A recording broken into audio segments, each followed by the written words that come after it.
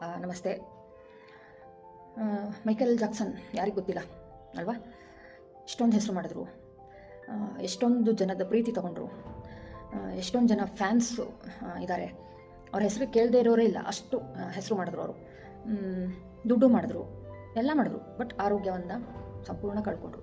ಅವ್ರ ಲೈಫ್ ಹೇಗೆಲ್ಲ ಆಗೋಯ್ತು ಒಂದು ಆರೋಗ್ಯ ಅನ್ನೋ ಒಂದು ವಿಷಯದಲ್ಲಿ. ತುಂಬ ಸಂಕಟ ಆಯಿತು ನನಗೆ.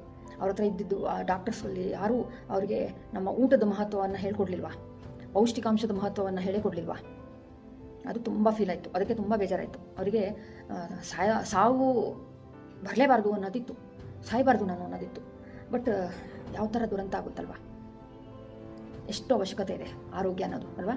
ಅದಕ್ಕೆ ನಾನು ಈ ವಿಡಿಯೋಗಳನ್ನು ನಾನೇನು ಮಾಡಿ ಹಾಕ್ತಾಯಿದ್ದೆ, ಇನ್ನು ಮುಂದೆ ಇನ್ನೂ ಸ್ವಲ್ಪ ಸೀರಿಯಸ್ಲಿ ಮಾಡಿ ಹಾಕ್ತೀನಿ.